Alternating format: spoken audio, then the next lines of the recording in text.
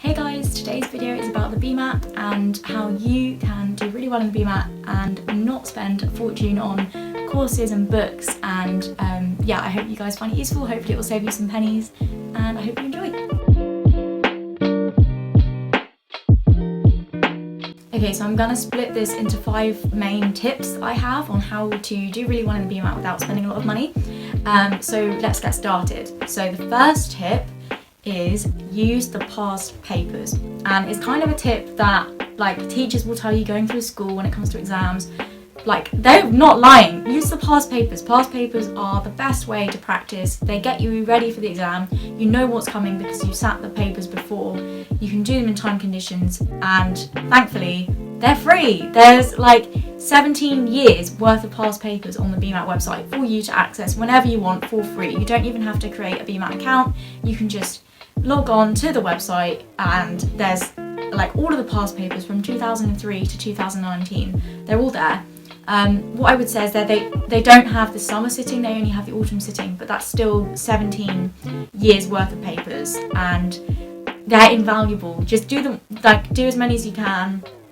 Try and do them in time conditions, but definitely make use of the past papers. A specific thing to note is that until 2020, all of the section 1 papers were in the old style, which was the style that I sat. So that was 35 questions in an hour rather than 32. And as well as testing problem solving and critical thinking with short paragraphs and questions to do with that specific paragraph, we also had a page of text with some numerical data and then 3 questions relating to that massive page of text. They've taken that out now. Well, they did for 2020. They might bring it back, but in 2020, this year, just gone, they didn't have that section. So all of the past papers for section 1 will include this. So when you come to those, I would say they're still good practice, but keep in mind that you will have you'll be tighter for time if you sit the past paper in an hour, because it's 35 questions in 1 hour instead of 32. So feel free to skip over these really long sections of a massive block of text with 3 sub-questions next to it. But I would say they are still good practice. They test the same concepts that the new exams test. But yeah, the past papers are invaluable. I highly recommend. I actually can't recommend them enough. I did all of the past papers in those years. I didn't bother with the ones before 2009 because they were slightly more the questions were a bit dated and not as relevant. You don't need to do all of them. You just need to do enough to get a feel for the paper. And by all means, go back and do them again. But once you've done 8 years worth, you'll have forgotten the first one you did, so you can go back and do them again. So, as well as the 17 years worth of past paper questions that are free and available to you, they also have new section 1 sample papers for the new style exam, because the 2020 paper that's just gone in the cycle from November hasn't yet been released online. So if you're sitting it this year in 2021 and you want to get a taste of what the new sample of section 1 is like, they have a sample paper online. So I think there's 2 of those. And then they also have a specimen paper as well. So there's 3 other papers as well as the 17 from previous years. So that's 20 papers that you could do if you really wanted to. But yeah, I can't recommend doing past papers enough. They're free. They're the most accurate thing you're going to find to the real exam. Definitely recommend. Yeah. So tip 2 is track your progress. Make a spreadsheet. Do it for free on Excel or Google Sheets or whatever. Just make a spreadsheet, fill it in with the past papers that you're going to do, put the date you're going to do them, maybe do 1 a day or 1 every 2 days. They won't take that long if you do them in time conditions, and you'll get through them really quickly. And then what you want to do is note the year. So I think I had 2010 to 2018, so I noted the year, and then I had section 1, section 2 and I didn't have section 3, but I had section 1 and section 2, and I ticked off when I did them, and I marked them after I did them, wrote my score in, and then I used the formula button to calculate the mean score so that I knew how I was doing. And the best thing about doing this is that you can see your progress. You will make progress because you will get better with practice. You might have a couple papers that are a bit harder and they might bring your score down a bit, but generally if you keep tally of your average, it will go up with time, and that's really self-motivating. It will keep you going. You'll see your progress and you'll be okay, I know I'm getting better, I'm going to keep going, I'm going to keep getting better. So I highly recommend making a spreadsheet. You will improve. It is free, and also you can see where you struggled more. So if you found that your section 1 score was lower than your section 2 consistently, you'll see that, and then you'll know, okay, maybe I should focus a bit more on section 1 and learning how to answer those questions in particular. And then for section 3, this is the essay. Obviously, I didn't have like a mark scheme for my essay. It's kind of not markable at home yourself.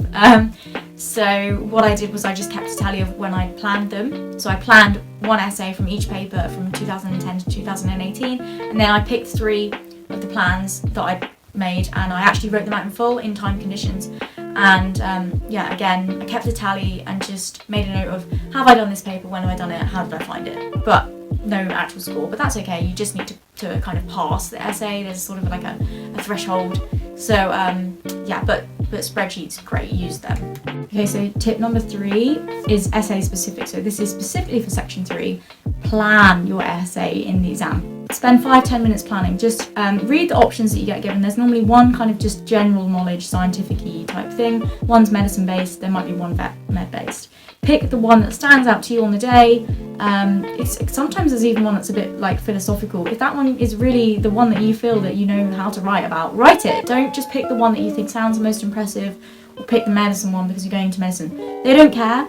Like, they don't know if you're applying for vet med, dentistry, medicine. Just pick the essay that you think you can write about, plan it. Like, when I say plan it, I mean, so split it into introduction, like 3 paragraphs that you're going to make a point in each one, and then the conclusion. And so you've got 5 paragraphs in total, maybe 4.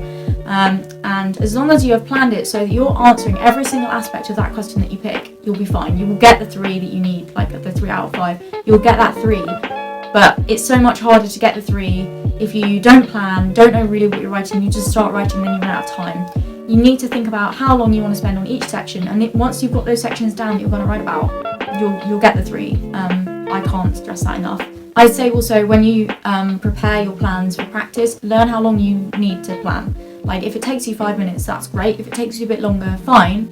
But then I would say, if it's taking you longer to plan, practice maybe writing a few in time conditions as well, to see if you're spending too long on the planning and not having enough time to finish. But planning and practice go hand in hand, but definitely for section 3, this is one of the most important things that you can do. But yeah, just plan to answer every aspect of the question, don't waffle, and that's a really simple way that you will get the minimum grade of a 3. And then tip 4 is work on your timings. This, again, you don't need to go to like a course to learn how to do this. You don't need to pay for online lessons.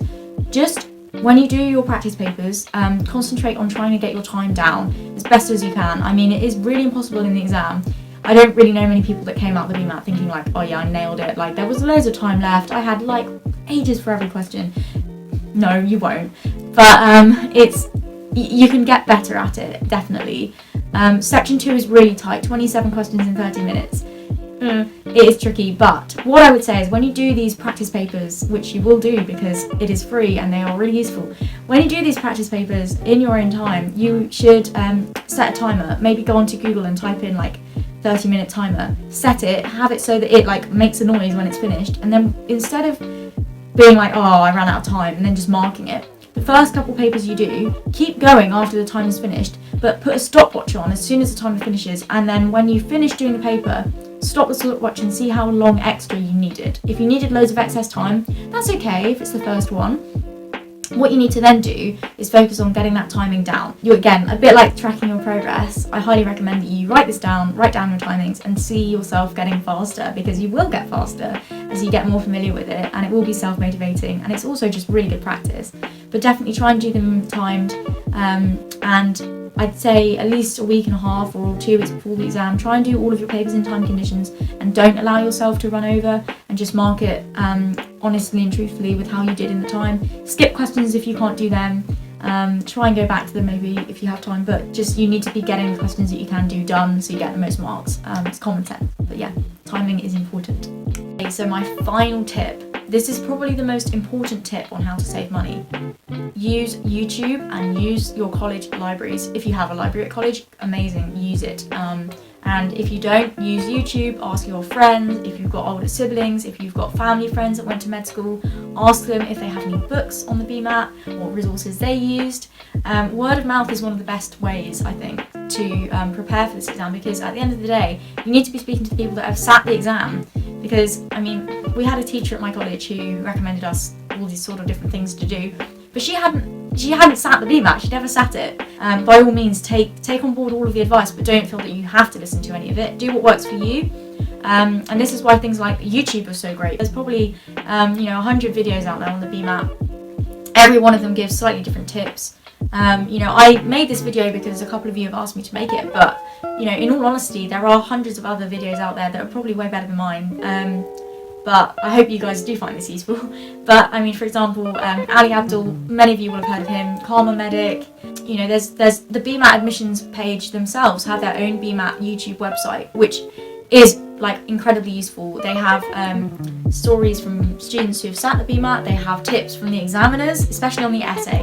Watch the video. There's a bunch of examiners all sat around a table talking about how to write a good essay. That's a good one to watch. They talk about the structure of the exam and how it's changed. So YouTube is an incredible resource. It is free.